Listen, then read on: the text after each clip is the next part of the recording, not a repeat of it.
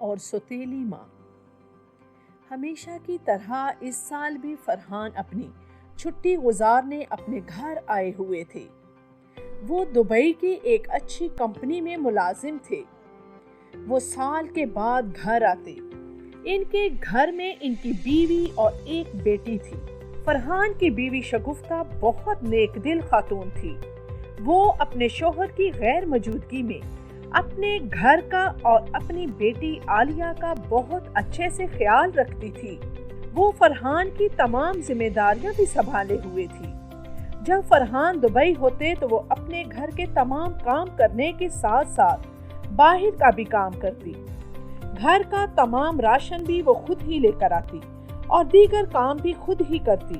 انہوں نے فرحان پر کبھی بھی بوجھ نہ آنے دیا اور فرحان خود بھی وہاں بیٹھے سکون سے اپنی نوکری کر رہے تھے۔ وہ بالکل بے فکر تھے۔ انہیں گھر کی کوئی فکر نہ تھی۔ وہ جانتے تھے کہ ان کا گھر شگفتہ بہت اچھے سے چلائے ہوئے ہے۔ شگفتہ کہاں ہو بھائی؟ عالیہ کو اسکول کے لیے اٹھاؤ، اسے دیر ہو رہی ہے۔ نہیں پاپا، آج میں اسکول نہیں جاؤں گی۔ آج میں سارا دن آپ کے ساتھ گزاروں گی۔ آپ کے ساتھ وقت گزارنے کے لیے بھی اتنا انتظار کرنا پڑتا ہے۔ رات کو ہی عالیہ نے چھٹی کرنے کا کہہ دیا تھا، اس سے آپ کے ساتھ وقت گزارنا ہے۔ اچھا تو پھر ناشتہ کر کے تیار ہو جائیں، آج ہم پکنک پر جائیں گے۔ یاہو، بہت مزہ آئے گا امی جان۔ امی جلدی سے ناشتہ بنائیں، پھر سامان پیک کرنا ہے۔ ٹھیک ہے، آپ دونوں کھانے کی میز پر چلو، میں ابھی ناشتہ لے کر آتی ہوں۔ ٹھیک ہے شگفتہ، تم ناشتہ بناؤ، ہم باپ بیٹی کچھ باتیں کر لیں۔ چلو بیٹا آؤ۔ شگفتہ نے کھانا لگایا اور دونوں باپ بیٹی نے پیٹ بھر کر کھانا کھایا۔ پھر عالیہ نے اپنی ماں کے ساتھ پیکنگ کروانے میں مدد کی اور تینوں گاڑی میں بیٹھ گئے۔ سفر کا آغاز خوشگوار انداز میں ہوا۔ سارا راستہ تینوں آپس میں باتیں کرتے رہے اور ہنستے مسکراتے رہے۔ پاپا، میں نے گاڑی چلانی سیکھنی ہے، مجھے بھی گاڑی سکھائے نا۔ اچھا ٹھیک ہے بیٹا، ضرور سیکھنا، لیکن ابھی آپ بہت چھوٹی ہو۔ جب آپ بڑی ہو جاؤ گی تو میں خود آپ کو گاڑی چلانا سکھاؤں گا۔ نہیں پاپا، پلیز ابھی سکھائے نا۔ پلیز پاپا، پلیز سکھائے نا۔ عالیہ، اپنے پاپا کو گاڑی دھیان سے چلانے دو بیٹا، انہیں باتوں میں مت لگاؤ، ان کا دھیان تمہاری طرف بڑھ جائے گا۔ بھائی شگفتہ، مت ڈانٹو عالیہ بھائی کو، بچی ہے۔ ٹھیک ہے امی، میں ابھی پاپا کو تنگ نہیں کرتی، لیکن واپسی پر میں ضرور گاڑی چلانا سیکھوں گی۔ اچھا بابا، اچھا ٹھیک ہے۔ امی جان، آپ تو مجھے ہر وقت ڈانٹتی رہتی ہیں۔ میری پیاری گڑیا، اب میں تمہیں کبھی بھی نہیں ڈانٹوں گی۔ اپنی منزل تک پہنچ کر انہوں نے کیمپ لگایا اور فرحان نے لکڑیاں جمع کی اور آگ جلائی۔ شگفتہ نے ہنڈیاں بنائی اور فرحان نے بھی ان کی ہنڈیاں بنانے میں مدد کی۔ ان سب تیاریوں کے درمیان عالیہ فٹ بال کھیلنے میں مصروف رہی۔ شگفتہ نے چادر بچھائی اور دونوں میاں بیوی چادر پر بیٹھ گئے۔ آپس میں باتیں کرنے کے ساتھ ساتھ وہ عالیہ کو بھی پیار بھری نظروں سے دیکھ لیتے۔ ہماری بیٹی کتنی بڑی ہو گئی شگفتہ۔ جی ماشاءاللہ، اور سمجھدار بھی ہو گئی ہے۔ ہمیشہ ایسے ہی خوش رہے۔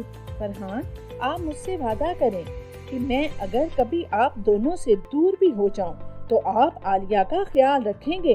کیوں بھائی، کہاں جانے کا ارادہ ہے ہم دونوں کے بغیر؟ کہیں نہیں، بس ویسے ہی کہہ رہی ہوں کہ کبھی بھی آپ کے پاس نہ ہوں تو عالیہ کا خیال رکھنا۔ مجھے تو لگتا ہے میری جگہ دبئی جانے کا ارادہ ہے اور مجھے اپنی ذمہ داریاں سونپنا چاہتی ہو۔ نہیں، ایسا نہیں ہے، آپ بھی نہ ہر وقت بس مذاق کے موڈ میں ہوتے ہیں۔ امی مجھے بھوک لگی ہے۔ آجو بیٹا، کھانا تیار ہے۔ تینوں نے مل کر کھانا کھایا۔ کھانا کھانے سے فارغ ہوئے تو فرحان صاحب نے کہا، چلو بھائی، اب گھر جانے کی تیاری کرو۔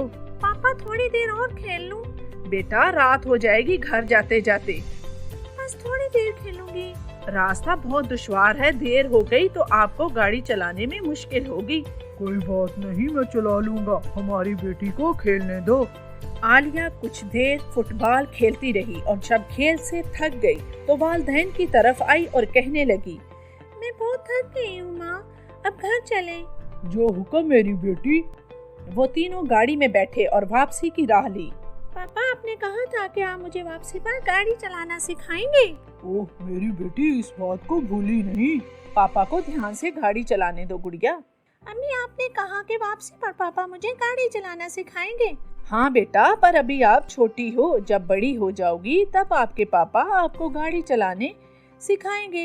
इन्हीं सब बातों में फरहान साहब का ध्यान बट गया और इन्हें ध्यान ही ना रहा और इनकी गाड़ी एक दरख्त से जा टकराई। फरहान और शगुफ्ता की हालत बहुत खराब थी। इन्हें बहुत गहरी चोटें आई थी, अलबत्ता आलिया को कम चोटें आई थी। इन दोनों को इमरजेंसी हालत में अस्पताल दाखिल कराया गया। डॉक्टर के अलाह से फरहान की हालत संभल गई, लेकिन शगुफ्ता की हालत बहुत खराब थी और वो जख्मों की ताब ना लाते हुए इस दुनिया में ना रही। आलिया का रो रो कर बुरा हाल था। फरहान खुद भी बहुत परेशान थे। अपने दुख के साथ साथ इन्हें अपनी बेटी का दुख खाए जा रहा था। घर आकर भी आलिया का रो रो कर बुरा हाल था। रो रो कर आलिया सो गई, लेकिन नींद फरहान साहब की आंखों से कोसों दूर थी। इन्हें शगुफ्ता की बातें याद आ रही थी। इन्हें कुछ भी समझ नहीं आ रहा था कि अब वो कैसे सब कुछ संभालेंगे। ऐसे ही फरहान की छुट्टी के दिन भी करीब आ गए थे और फरहान को आलिया की फिक्र खाई जा रही थी कि इनके जाने के बाद आलिया का ख्याल कौन रखेगा। फरहान ने अपने रिश्तेदारों के मशवरे पर आलिया का ख्याल रखने के लिए दूसरी शादी कर ली और खुद दुबई वापस चले गए। आलिया अब अपनी माँ और बाप दोनों के बगैर रह गई। आलिया की सौतेली माँ ने फरहान से आलिया का जिम्मा तो ले लिया था, मगर इन जिम्मेदारियों को निभाने का कोई इरादा न रखती थी। इसे आलिया पहले दिन से ही निभाई थी। फरहान के दुबई जाने के बाद वो आलिया से सब काम करवाती थी। इसने आलिया का स्कूल जाना भी बंद कर दिया था। वो सुबह सवेरे इसे उठाकर इससे सफाई करवाती और फिर खाना बनवाती। अपनी सौतेली माँ को मेज पर खाना लगाकर आलिया देती और फिर बर्तन धोती। आलिया बेचारी कपड़े धोती और फिर कपड़े इस्त्री भी करती। ये सब काम करते हुए आलिया का बुरा हाल था। इसने कभी भी काम नहीं किए थे। वो ये सब काम करके थक जाती और रात को रो रो कर सो जाती। इसे अपनी माँ और बाप दोनों याद आते।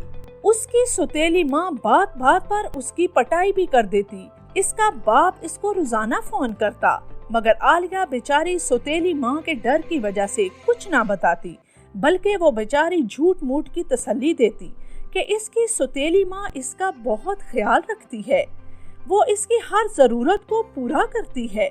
जब तक आलिया अपने पापा से फोन पर बात करती, तब तक उसकी सौतेली माँ इसके पास ही खड़ी रहती और बात खत्म होने पर इससे फोन लेकर चली जाती। फोन पर बात करने के बाद आलिया खूब रोती और अपने वालिद और वालदा को याद करती। इसका सारा वक्त रोकर गुजरता। इधर फरहान भी आलिया की वजह से बहुत उदास रहते। आलिया से फोन पर बात करने के बाद भी इन्हें तसल्ली ना होती थी। इन्हें ऐसा लगता था आलिया खुश नहीं है, लिहाजा उन्होंने वापस आने का इरादा कर लिया था, लेकिन अभी उसने आलिया और अपनी बीवी को नहीं बताया था। वक्त ऐसे ही गुजरता रहा। आलिया काम कर कर के बहुत कमजोर हो गई थी। एक दिन वो सुबह सफाई के लिए लेट हो गई तो उसकी सौतेली माँ गुस्से में आई और चीखने चलाने लगी, तुम अभी तक नवाबजादी सो रही हो और काम तुम्हारी माँ आकर करेगी। अम्मी, आज मैं बहुत थक गई हूँ, मैं काम नहीं कर सकती। क्या तुम्हारी इतनी जुर्रत कि मुझे जवाब दोगी? ये कहकर उसकी सौतेली माँ ने आलिया को मारना शुरू कर दिया। मैं आपकी शिकायत पापा से करूंगी कि आप मुझसे सारे काम करवाती हैं। आपने मेरा स्कूल जाना भी बंद कर दिया है। बताकर तो दिखा, तेरी वो हालत करूंगी कि याद रखेगी। ये कहकर सौतेली माँ ने आलिया को थप्पड़ मारा। इसी दौरान फरहान घर में दाखिल हुए। बेटी को इस हालत में देखकर इनके पैरों तले से जमीन निकल गई और वो सब बातें भी अपने कानों से सुन चुके थे। फरहान साहब ने चला कर कहा, ये क्या हो रहा है ऐ जालिम औरत? अपने बाप को देखकर आलिया अपने वालिद से लिपट गई और फूट फूट कर रोने लगी। तुम्हारी अब यहाँ कोई जरूरत नहीं है, क्योंकि अपनी बेटी की परवरिश के लिए मैं खुद ही काफी हूँ। आपको कोई गलत फहमी हुई है फरहान साहिब। गलत फहमी? कैसी गलत फहमी? आंखों देखी चीज को तुम गलत फहमी कह रही हो। चली जाओ इस घर से हमेशा हमेशा के लिए, इससे पहले कि मैं गुस्से से आपे से बाहर हो जाऊं। सुतेली माँ चूंकि जान चुकी थी कि अब इसकी सफाई किसी काम नहीं आने वाली, लिहाजा वो चुपचाप वहाँ से चल दी। मुझे माफ कर दो बेटा, मैंने तुम्हें ऐसी औरत के हवाले कर दिया जिसमें एहसास नाम की कोई चीज न थी। नहीं पापा, इसमें आपका कोई कसूर नहीं। तुमने मुझे कभी बताया नहीं कि वो तुम्हारे साथ इतना बुरा सलूक करती है।